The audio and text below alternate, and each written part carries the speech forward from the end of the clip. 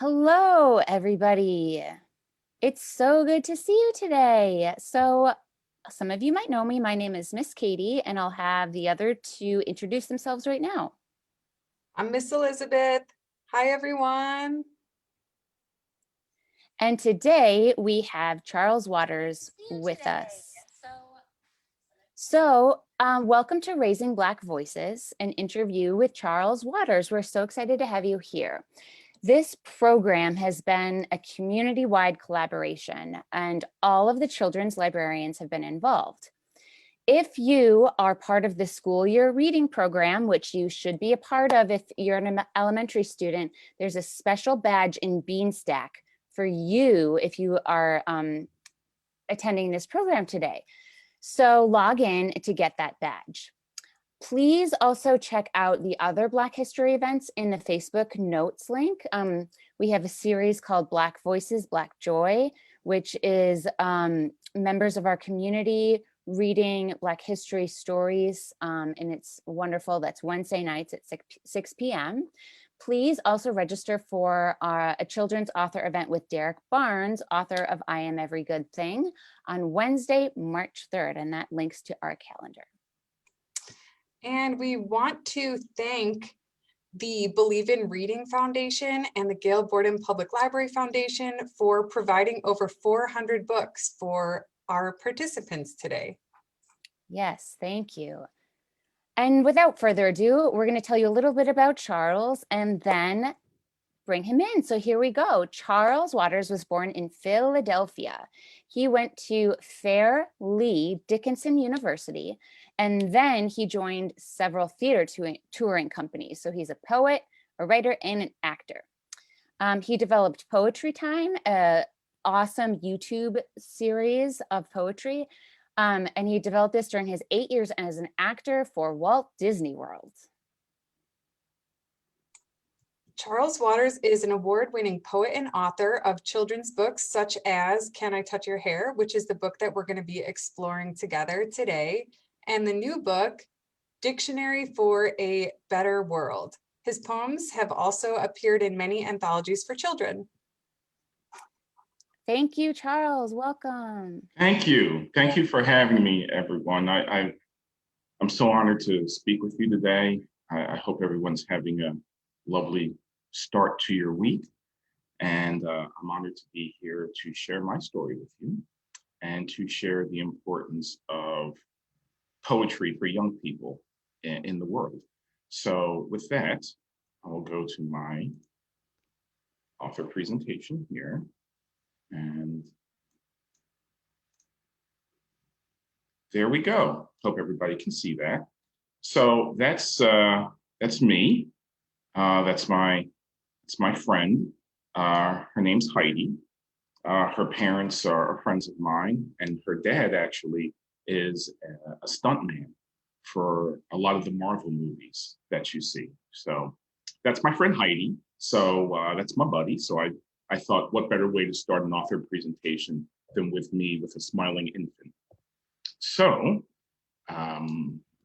let's see here. Going to get to the next slide in a second.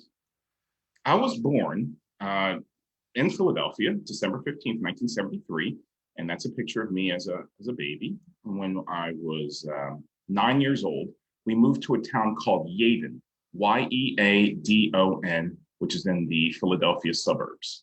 And I am one of 5 children. My father was a social worker. My mother was a teacher.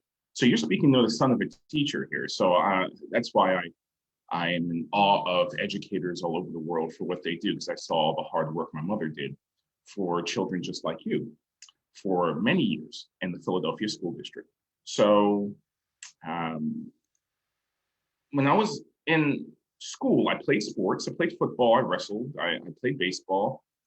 And I started learning about diversity, everyone, when I was in college. I attended a place called Fairleigh Dickinson University, as Miss Katie said, in New Jersey. They had an overseas program, students. For a semester, I studied abroad. So for 3.5 months, I studied in England, and I studied a variety of things. And I was around people, everyone, who came from many different cultures, who spoke different languages, practiced different faiths, or had no faiths at all.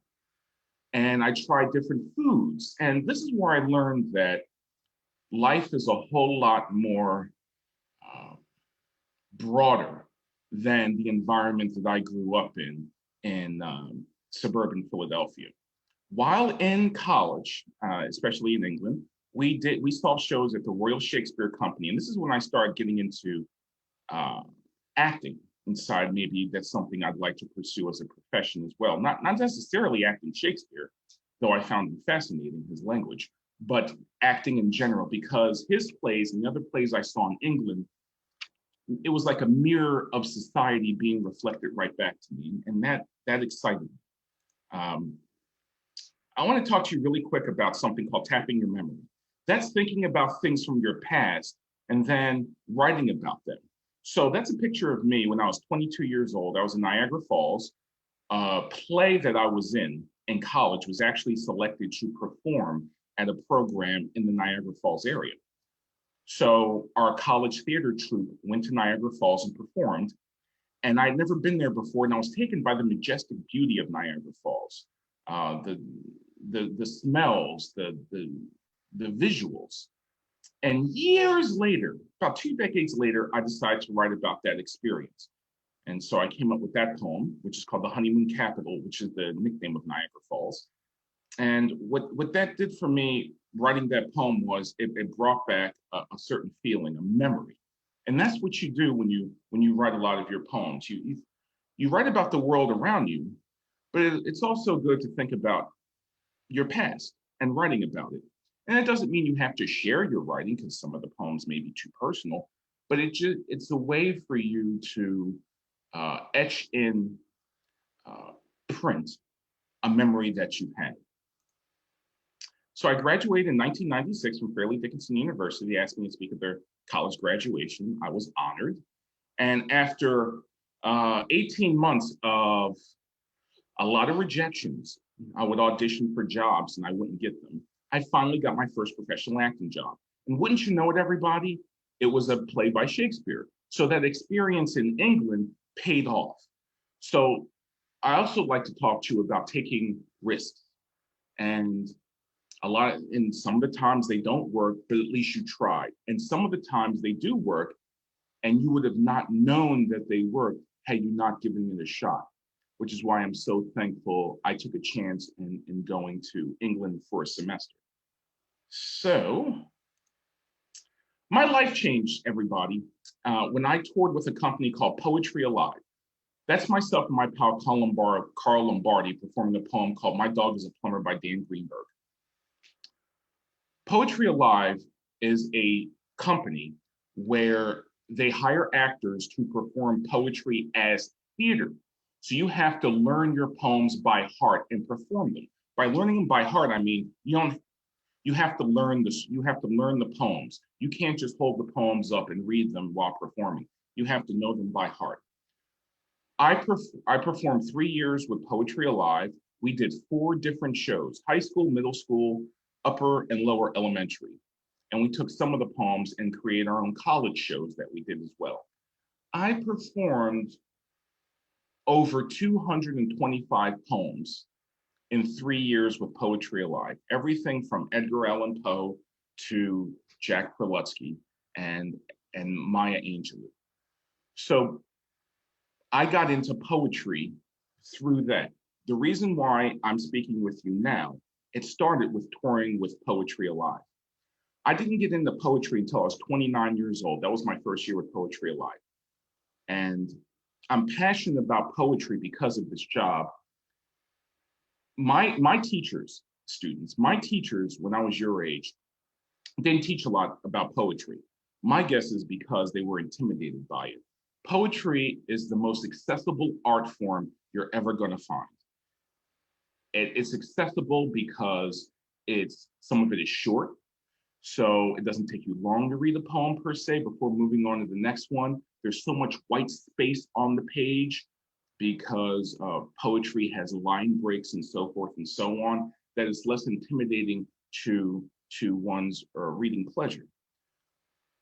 So poetry, everyone, is something that can be read by anybody and performed. All you need is to take a chance on it.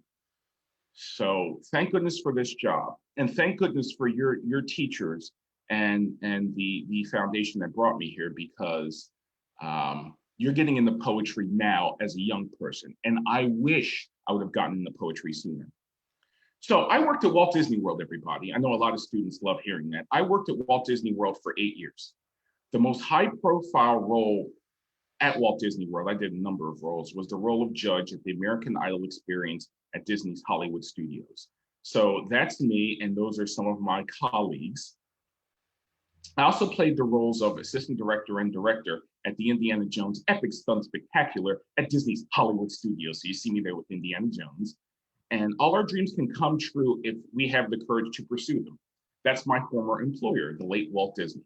So that photo was taken my last week at Walt Disney World because something happened to me that unfortunately is going to happen to you when you get older. And it's happened to your parents or whoever is raising you and your teachers as well. I experienced a word called cutbacks. And that means that they canceled American Idol at Disney's Hollywood Studios. They canceled the theme park version of the show. So I was out of a job. So I picked up stakes and I moved to New York, and I stayed there for a while before moving to Georgia. During my time at Walt Disney World, what I did was I would write during the day and work at Walt Disney World at night, or I'd read and write at night and work at Walt Disney World during the day. And this is what I learned, everyone. And there are many things I'd like for you to hopefully take from my discussion with you today, but please know this: writing is rewriting. Just because you write something down once doesn't mean you're finished. Far from it. It means you have to keep working it over and over to get it to a point where you think it works, and hopefully your reader thinks it works as well. So the best writing is rewriting. That's E.B. White, and he wrote Charlotte's Web, among other books. Which brings me to the first poem I ever had published. This is Fenway Park. I was hired to write a poem about Fenway Park for a book called Amazing Places, edited by the late Lee Bennett Hopkins. And Fenway Park, this poem, my first published poem, took 100 drafts over a period of months. It kept getting sent back to me as not being good enough. And I did research on Fenway Park. I read books, I read articles, I looked at I don't know how many photos of it to try to get a feeling of Fenway Park. But it took 100 drafts. And sometimes that's how much it takes, and sometimes it doesn't. But I just wanted to give you an idea of how writing is rewriting. I'll read this to you very fast. In Major League's oldest baseball park, Red Sox Nation provides a spark. Its brick veneer holds a diamond within. We hurry inside. Game's about to begin. While we sip clam chowder on a crisp fall night, we cheer as a ball takes off in flight. I high-five Grandpa, a double play. Fenway, a tradition that will never go away. So because I wrote that poem, and Lee Bennett Hopkins was such a big name in children's literature, other anthologists would ask me to write for their children's poetry anthologies. So guess what? I get an email from National Geographic asking me to write a poem. But they said I didn't have a lot of time because the last poem they needed written was about a toucan, and they couldn't find anything, but they thought of me and said, did I have anything? And so I said yes, even though your Uncle Charles told a little white lie, you shouldn't lie, but I said, yes, I do have a poem about a toucan, when I did not have a poem about a toucan. And I said, give me a little time, I'll send it to you. So I had 3 hours to write a poem about a toucan. So I went to my new best friends at the time, Wikipedia and Google, and looked up toucans. And I noticed that the toucan's beak or bill are different colors. And I thought, oh, that's interesting. So I wrote a poem about that called Visiting an Old Friend. Ebony, cobalt, frosted gold Gazing at this never gets old. Ruby, chestnut, and daffodil, splashes of color on a toucan's bill. So that poem was written in 3 hours. Now, I'm not going to lie to you. I cannot write a poem in 3 hours every time. I mean, that's going to be published in National Geographic.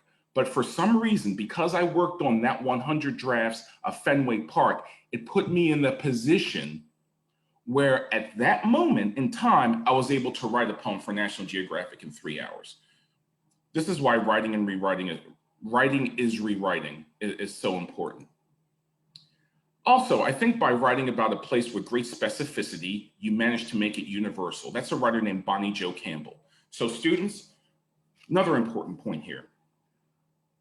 The more specific an experience you write about, the chances are it will be embraced or understood by more readers, because we're more alike than we are different.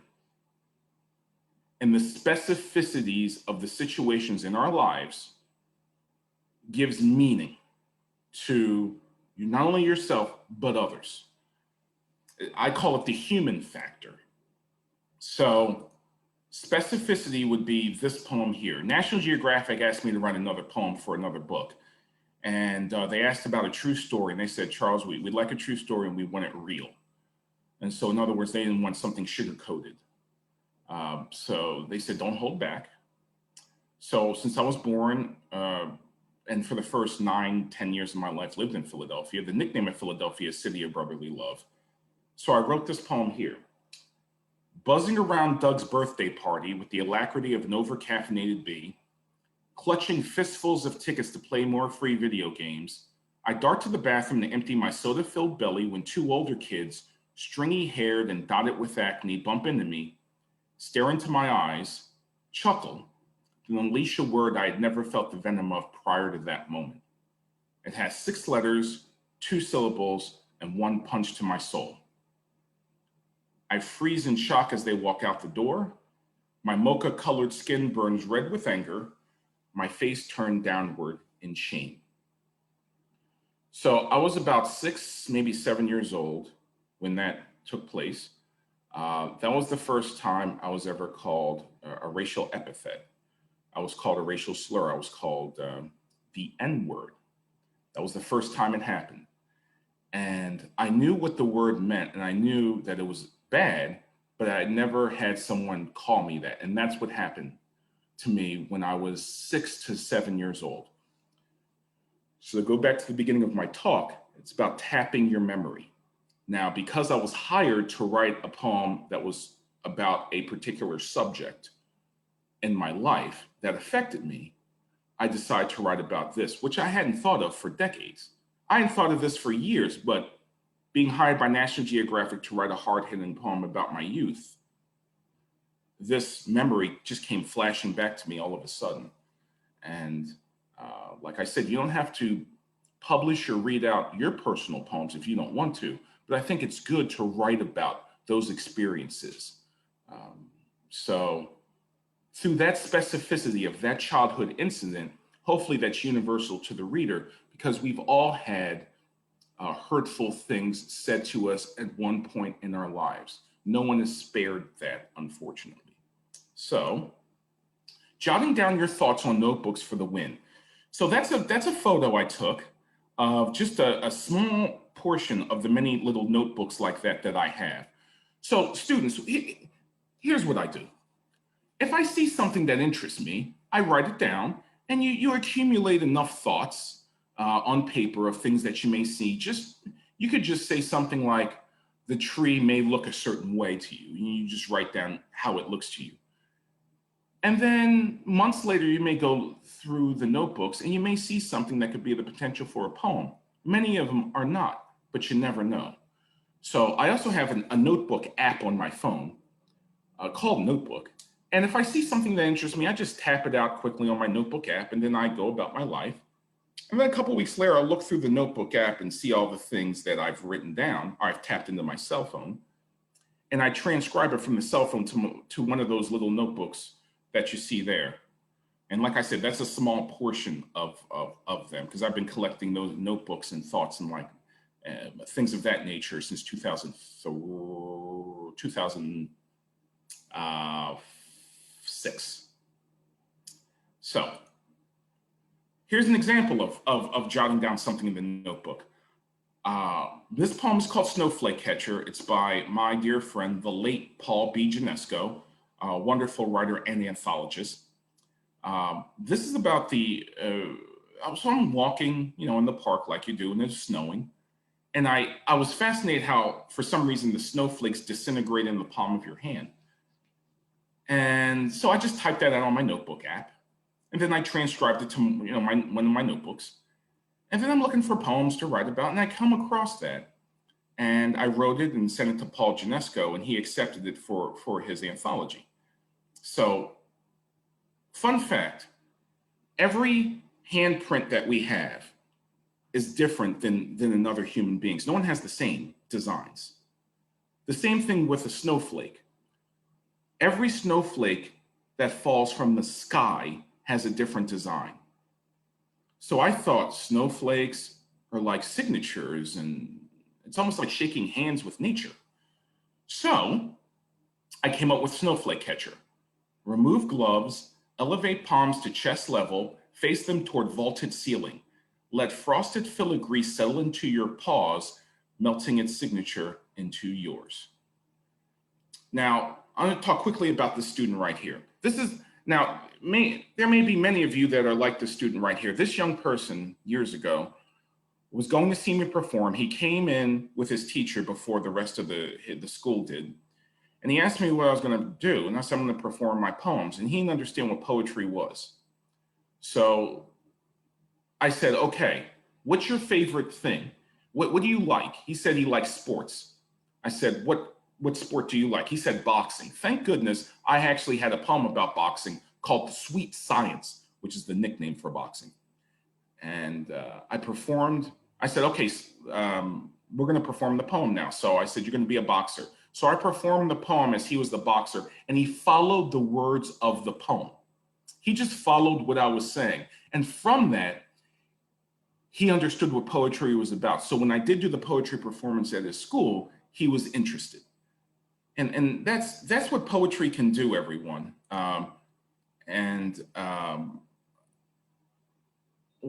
Since we're in Black History Month, I just thought I just added these slides. I actually have a poem about Black History Month that's in a book called The Poetry Friday Anthology for Celebrations. And to me, every month is Black History Month, but I'm super thankful that we're in Black History Month right now. So I wanted to show you that poem, and also show you a poem that didn't get published. This is an unpublished poem. Just because you have something that got rejected doesn't mean you still can't use it for something. I wrote a poem about Carter G. Woodson. He is the founder of Black History Month. He was the son of slaves, self-taught as a youth, turned Ivy League graduate, speaker of truth, of self-reliance, of ebony pride. His mission changed the racial tide from injustice to equality. Peace be to our brother, Carter G.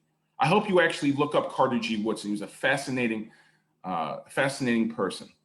And what a story. He was the son of enslaved people, but was able to go to an Ivy League school and changed our country for the better by highlighting the accomplishments and the beautiful mosaic that Black people have contributed in our world. And here's another poem. This is where poetry is great, everybody. You can learn about so many things. I was hired to write a poem about Juneteenth for the Poetry Friday Anthology for Celebrations. Juneteenth is a nationwide celebration recognizing the termination of slavery on June 19th, 1865. It is a big deal in the African American community, but guess what? I didn't know about it until I was hired to write a poem about it. So here's the poem you see here. On June 19th, we escaped our shackles of darkness for the daylight of freedom. Amen. So this is what poetry does. Poetry can make you laugh, think, cry. It's all about making the ordinary extraordinary. And when that happens, students, you have a bond with people. You meet people from all over the country. Hopefully you'll meet people from all over the world as you go through life that love poetry for what it can do. It bonds people.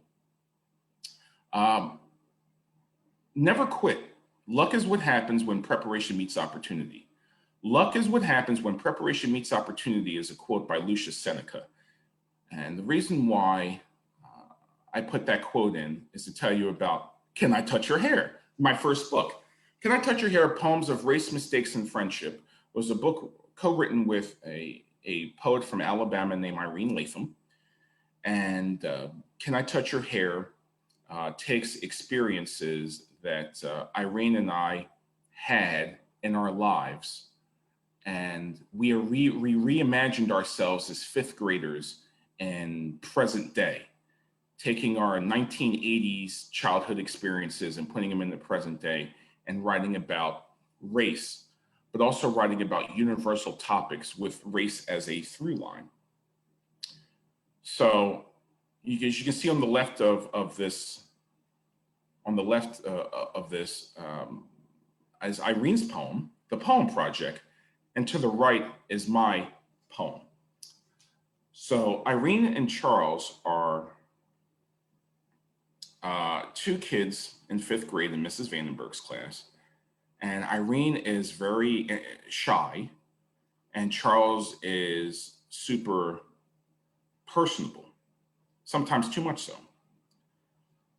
And because their friends had already, Mrs. Vandenberg says, okay, we're going to do a poem project, pair off into twos, and everybody else has been taken. So it just leaves Irene and Charles by themselves to write with each other.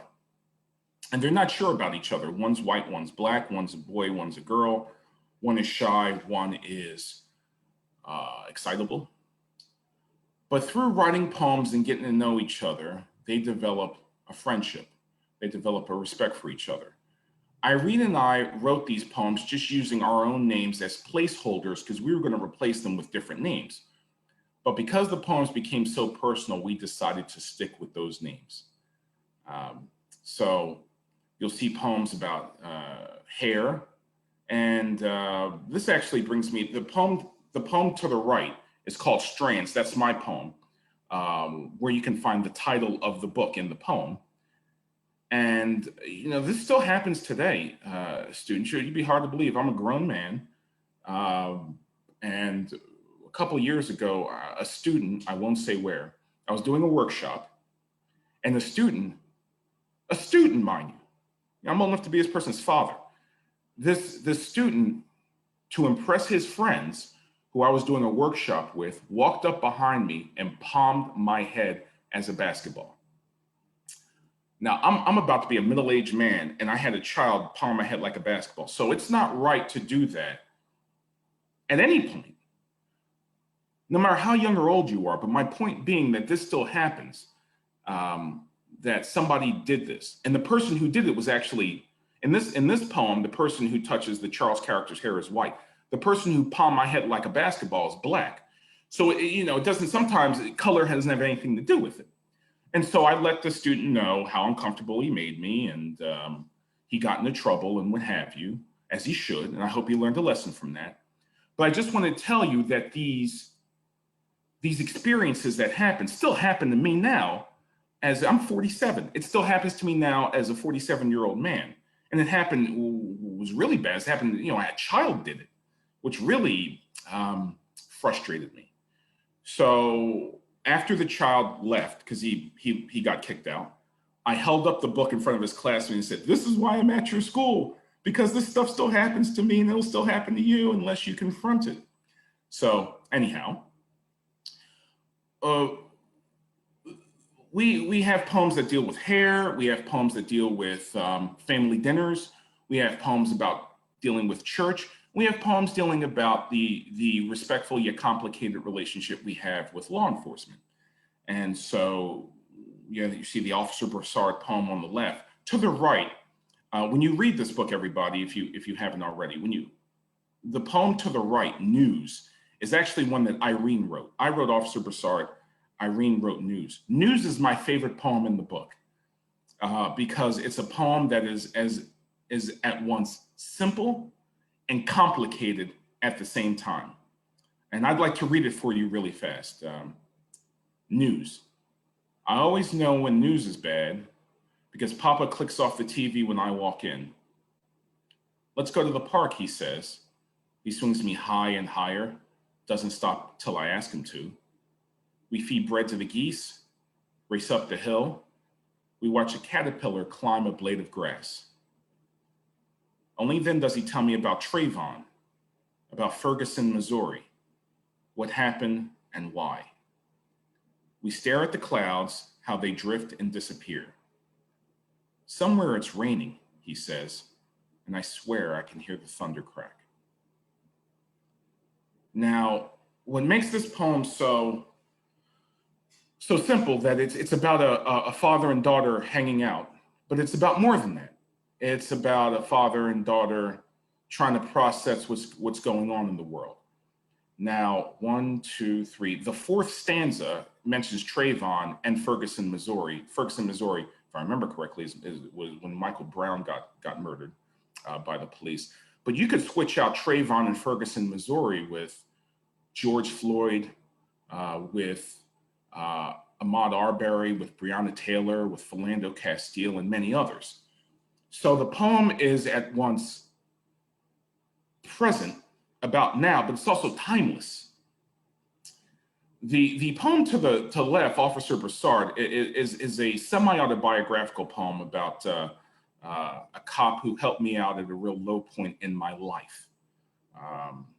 And this is where you can there's something called faction, students. That is fact and fiction. A lot of Can I Touch Your Hair is faction. So there's a lot of fictional elements, many fictional elements that didn't happen to it, but there's a lot of things that did happen that when we were able to marry the two, we were able to put the fact and fiction together. So I didn't write about exactly what happened when I talked to whose name was not Officer Broussard. I forgot what his name was, unfortunately. But and I didn't write what the low point was in my life. So some of this is made up in the poem. The low point is something that's too personal that I chose not to share. So I used fictional elements instead. But there was a time where an officer helped me out at a real low point in my life when I was probably around your age. And it was a winter day, it was a winter night, and it was a snowstorm, much like it is in Illinois right now. And I was out in the street and an officer helped me out. I was going through a tough time with my life, and I'll always be thankful to him. So law enforcement is such a respectful and sometimes loving and sometimes so complicated relationship. And I try to bring that across in the poem, Officer Broussard. Meeting Nikki Grimes. This is one of the final poems in the books, a poem called Author Visit. Students, one of the reasons why I am so thankful to your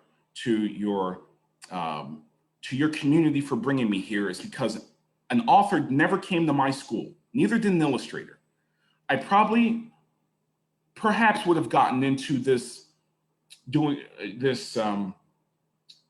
being a children's book author sooner if an author had come to my school. An author never came to Irene's school as well when she was growing up. So we decided to have a poem about it. We decided to write a poem about an author visit coming to our fictional school, and Can I Touch Your Hair? So we chose Nikki Grimes. And if you don't know Nikki Grimes, please, if you know Nikki Grimes, write on. If you don't, please order books from her at your library, especially a book called Garvey's Choice and Bronx Masquerade. And Bronx Masquerade is actually mentioned. That book had such a profound impact on me when I first read it years ago that I included it in this poem. I don't say the name, but I talk about the situations in the book Bronx Masquerade. And so that's Nikki Grimes here. She's one of myself and Irene's favorite children's book authors. So we actually had a chance to meet Nikki Grimes. And we were so thankful that she agreed to have us use her name in our book. And there we go. Here's the final poem of the book, everybody. It's Dear Mrs. Vandenberg. So as you can see by the illustrations, Charles and Irene, who didn't know each other very well, develop a friendship. They develop a respect for each other. They each bring out something new in each other that's positive. Irene becomes a little more outgoing, able to share her feelings a little more, and Charles reins in his exuberance. So they write a poem at the end of the book called Dear Mrs. Vandenberg, and this poem Irene and I wrote together. And as you can tell, we actually put our own signatures there. That's how we sign our names at the bottom there, where it says Irene and Charles. So Mrs. Vandenberg is a real person, students. That is Mrs. Vandenberg. Her name is Becky Vandenberg. She was my high school teacher at Penwood High School in Lansdowne, Pennsylvania. That's me visiting her a couple of years ago when I went to visit my high school again for I've only been back to my high school maybe 3 times in the past 29 years. So I came back and to take that photo with her and to visit her. So you never know when a teacher has your back. You don't realize it until later how important particular teachers are to you. So she was that person to me. She had my back. She was honest. You know, when I got in trouble, I got punished in school because sometimes I was a little troublemaker. But she was always respectful to me. She was always honest with me. I trusted her. So the Mrs. Vandenberg poem, the Mrs. Vandenberg in the book is based on her. And Irene and I finally meet in person after the book is done. Students, guess what? Irene and I knew each other's work because we had been in different anthologies and textbooks together, but we never met face to face. And we wrote Can I Touch Your Hair? The book that hopefully you'll be reading soon if you haven't already. We wrote that having never met each other face to face. We did everything through emails and Microsoft Word. That's how we wrote the book. So I'm an author, and I'm speaking to you today because of Poetry Alive, my hard work and not giving up, and because of Irene and that person in the middle, that's Carol Hinz. She's the editor of Can I Touch Your Hair? And she helped make me a children's book author. She's the one who accepted the book. So I'm always be grateful to Carol Hinz at Learner. Editors of books, everybody, think of editors as like your parents. They're there at the very beginning when you're an infant, and they're there up until you leave the house to go off on your own. They're there for all of it. So that's the editor. The editor is like the parent or grandparent or aunt, uncle, whoever's raising you of the publishing industry. These are the illustrators of Can I Touch Your Hair? This is Sean Qualls and Selena Alco. They're a married couple. They live in Brooklyn, New York. They have 2 kids, and one of them is an outstanding illustrator. And they illustrated this book, and they worked on this book together. Selena didn't work on Irene's illustrations, and Sean didn't work on mine. They'd worked on the book together. Sometimes Selena illustrated me, and Sean illustrated Irene, and so forth and so on. I do have a second book out called Dictionary for a Better World, Poems, Quotes, and Anecdotes from A to Z. It's with Irene again, and it's also from Learner Publishing, and Carol Hinz edited the book. So really quick, I just want to talk really fast about the book. So Dictionary for a Better World, it goes through, it spans the dictionary using words like ally and hope and shero and tenacity. In our dictionary, D is for diversity. So as you can see here, there's the poem. The bottom left of the page shows you the poetry form. The top right shows you the quote, because we have a quote for each word, usually by a famous writer. Then there's an anecdote about that either Irene or myself wrote about the particular word we're writing about. And the bottom right is a try it, which is an action step for a reader to take. So that's what the book is. It's 52 poems and something like 48 different poetry forms. It's 50 poems and 48 poetry forms and 52 anecdotes and lots of quotes. So as you see here, diversity. Diversity is a vibrant patchwork of colors, civility, opinions, aiming to create one broad tapestry reflecting this blue-green marble we each temporarily inhabit. Let's weave together our differences, diversity. First, let's cut those threads of patriarchy as patches have worn out long ago. Our individual stitches create this new work of art based on one true thing, diversity. So that's the poem that I wrote. And then as you can see, that's the poem, that's the quote selected for it by the book Hattie Big Sky by Kirby Lawson. And then an anecdote, and then a try it and action step for the reader. And that's who illustrated the book. This is Mirdote Amini, everybody. Mirdote is a wonderful, wonderful illustrator. I'm so happy with what she did for our book. She's done many books on Muslim cultures and Muslim practices. My favorite of which is the bottom right of this slide, which is Golden Domes and Silver Lanterns, a Muslim book of colors. I did not know a lot about the Muslim faith until I started reading books that Mirdote illustrated. And my favorite of hers is that one. I always had appreciation for different cultures, including the Muslim faith, but I had an even more deeper appreciation of Muslim cultures and the Muslim faith through reading books that Mirdote illustrated. She was born in Iran, if I remember correctly, and right now she lives outside of London, a place called Surrey. Irene and I have a couple books coming out, everybody.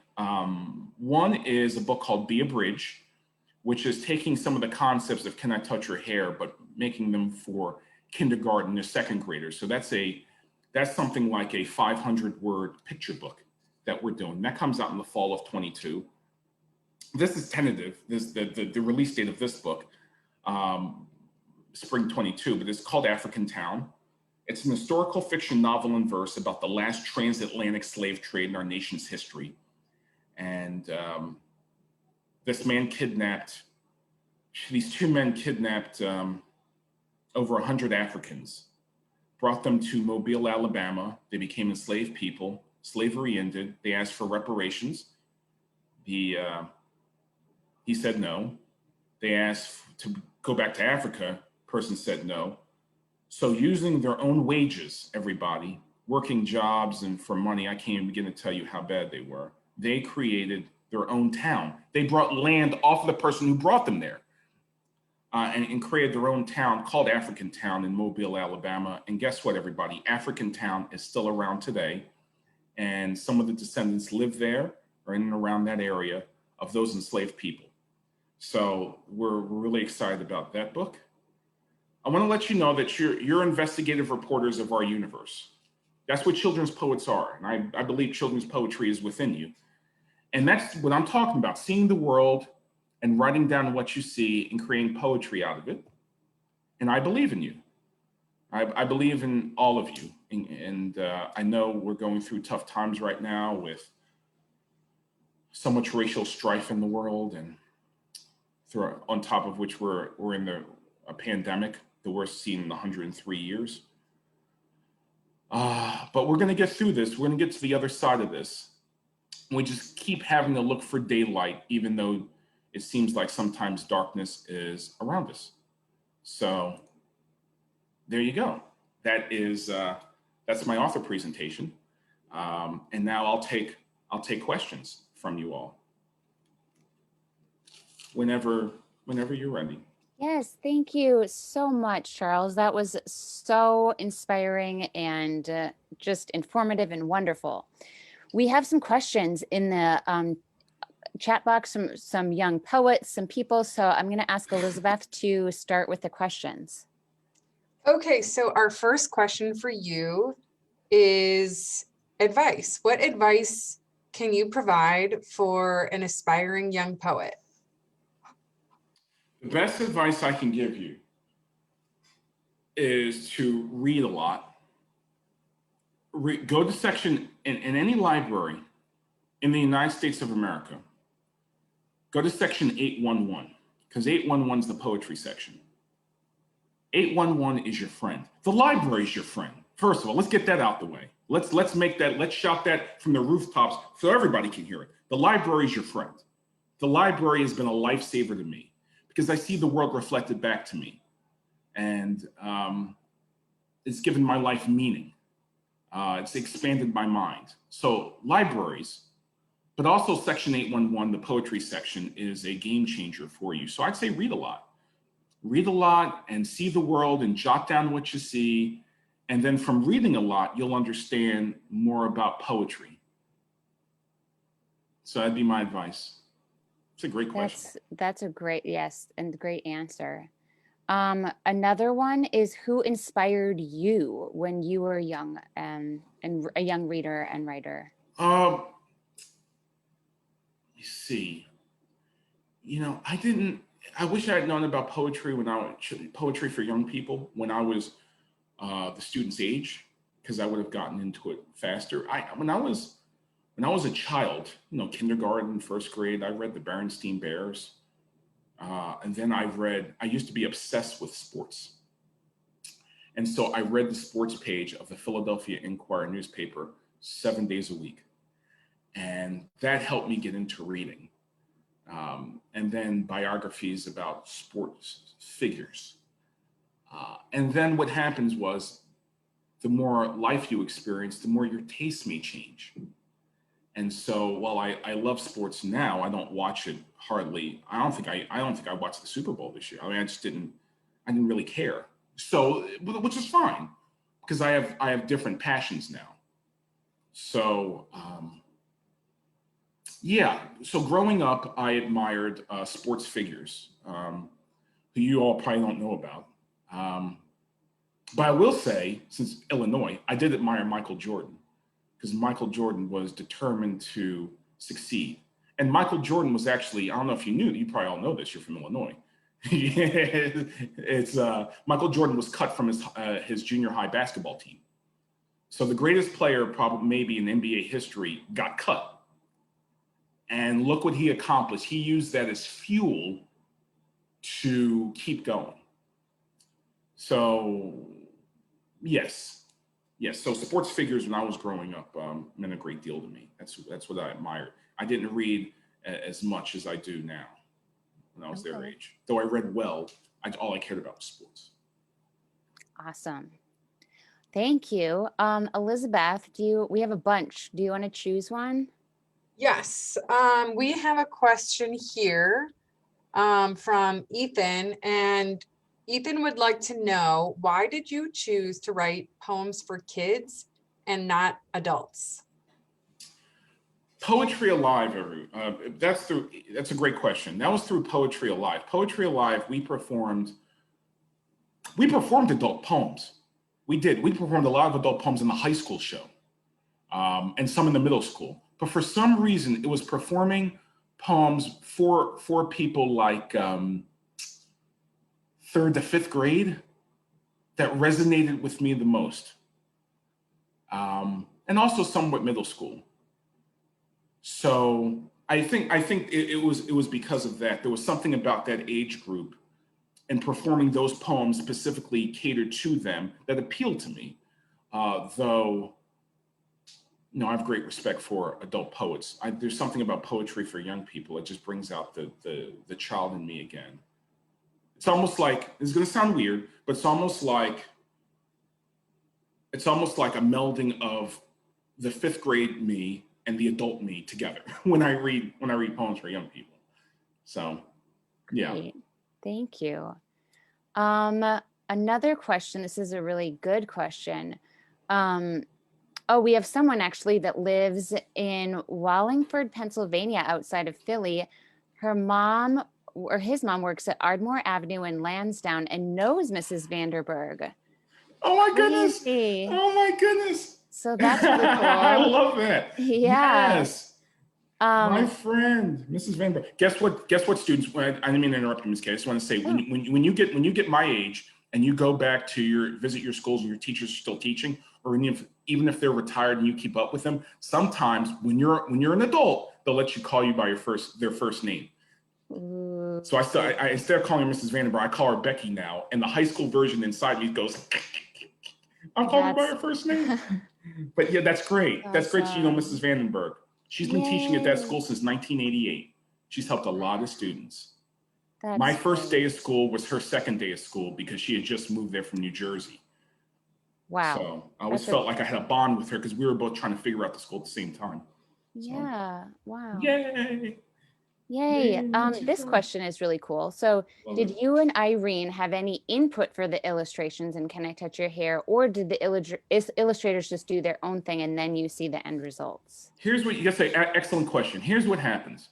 Usually an author has no say about illustrators. They do not.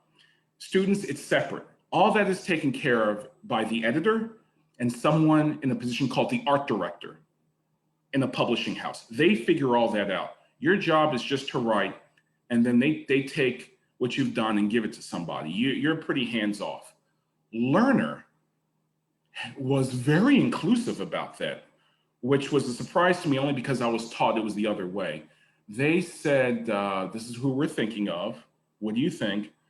And I knew Sean Qualls and Selena Alco's work separately and together throughout the years. So I was absolutely on board. So was Irene. And then for the near the end of the book, we saw rough sketches. Actually, no, we saw rough sketches of the illustrations just to get our thoughts, which does not happen. Yeah, usually that never happens. But Lerner sent them to us, Sean and Selena's rough drafts of their illustrations. And all I said was, there was one thing I said, Mrs. Vandenberg looks mad in this rough sketch, when actually the way I wrote it, she's happy. And sure enough, when we got a revised version of Sean and Selena's sketches, she was smiling. And I went, wow. I mean, Lerner is very inclusive about that, which I appreciate, but usually that does not happen. You don't choose your illustrators. For the book that we have coming out, Be a Bridge, which comes out the fall of 2022, which I didn't show you in the slides. It just happened. The book deal just came out in Publishers Weekly 3 or 4 days ago. The illustrator's name is Nabila Adani. And they asked us, what did we think of certain illustrators? And we gave our thoughts. But when they mentioned Nabila and we saw some of her previous work in other books, we were head over heels for having her illustrate our book. So Lerner's inclusive, but that doesn't happen a lot. That's so interesting. Yes, it's usually very separate. Yeah, and you kind never of meet like, them. yeah, because you want the illustrator to have artistic freedom to do what they find creative and inspired by the words and stuff. So. That's right, Miss Katie. You don't want to feel like you're encroaching on their artistic process. That's a very delicate thing. So Right. Irene and I actually met Sean and Selena, and that's rare to actually meet your illustrator. I haven't met Mirdot Amini. I hope to one day. And I haven't met Nabila Adani. I believe she lives in Pakistan. I'm not 100% on that, but hopefully one day I will. But usually authors and illustrators, students never meet. Wow, it's interesting to know. Yeah. I think we have time for a couple more. Elizabeth, what is yours? All right, we have a question that asks, were you bullied for reading and writing too much? Yes, I was bullied for sometimes caring too much about academics. I don't think you can care too much about academics, to be honest with you. But I was always called I guess the word used when I was your age was a nerd. Because I liked things that weren't considered cool, besides sports. But I wasn't, I cared about studying hard. I cared about doing a good job. My grades didn't get better until I got older. And so people would see me, let's go off and do this and that. And I'm like, I really got to finish this homework assignment. It's really important. It's due on Monday. I got to get it done now or it won't get done. And people will look at you some kind of way. And what I hope happens for you students who experience that is you find your own like-minded group of people who feel the same way you do, that encourage you. And I don't know how that could happen. But yeah, that was tough. And students, I wasn't perfect either. I said some stuff that, looking back as an adult, I regret saying to people. Unkind word, things of that nature, where I look back and I go, So it's all about life. You just got to navigate it. All right, so I know we're coming up on time, and so thank you everyone for all of your questions. I know we didn't get to everyone, but I think the last question I'll leave with is from JJ on Facebook. He asks, what is your favorite book or poem? My favorite book. I don't know if I have it's not poetry. My favorite book is called We Are the Ship, about Negro League Baseball by Kadir Nelson, who recently won the Caldecott, I think a couple of years ago. That's probably the best book I've ever read. That's the one that really, I had to take a deep breath after reading it. So students, really quick, We Are the Ship's about the history of Negro League Baseball. Because blacks weren't allowed to play in the major leagues, they created their own, from I believe 1920 to 1950, they created their own baseball league called the Negro Leagues. That's what black people were called back in the day. And some of those players were better than, if I may say, were just as good as Babe Ruth and Ted Williams and all these great players. They just weren't given the opportunity. So We Are the Ship is probably, which isn't poetry, but that's probably one of the best I've read. A poem that really hit me hard is a poem called Elena by Pat Mora. And it speaks to what I was talking about earlier about specificity. Pat Mora writes about a Spanish woman an immigrant trying to learn English in an unkind world because her husband is jealous of her trying to learn a new language. So she has to learn English in her bathroom, hiding away from her husband. And her children already know English and they kind of dismiss her as dumb. I saw my colleague perform that poem at Poetry Alive, and I saw more students cry in that poem from different socioeconomic backgrounds. I saw students crying from private schools to a place where it's 99% free and reduced lunch. Didn't matter. Elena by Pat Moore, which I think you can Google. That's the one that really hit me hard because I saw how it affected other people. And Pat Moore wrote with great specificity about the humanity of this woman trying to better herself in an unkind world. It really got me. Really still gets me today. Look at me, got me. So poetry can do that. Miss Katie, any other questions that people wanted, they could write them down and I'll answer them in an email. Okay, we do have a bunch coming in, but thank you so much for all of your time. And in the chat box, I put links to a bunch of books that Charles was talking about, the Nikki Grimes books. We have them on audiobook, regular book, ebook. So check that out in the chat. I know everyone can't see Charles, but let's give him a virtual round of applause. He was just wonderful.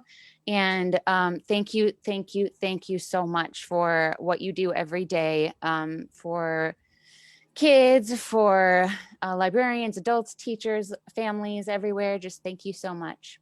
You're so welcome. Thank you all. And I thank all of you for participating.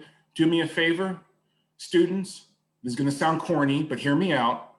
Do me a favor at some point, if you can, either by a letter or an email or something, thank your teachers, and because they're doing heroic work. I consider them as important as frontline workers, helping heal our world from the pandemic. They're just as vital. So do me a favor and thank your teachers. Speaking from the son of a teacher, so I know what I'm talking about. So thank you all. And again, write down all the questions. I'll answer them in email at some point next week or so. Thank you so much. Bye, everybody.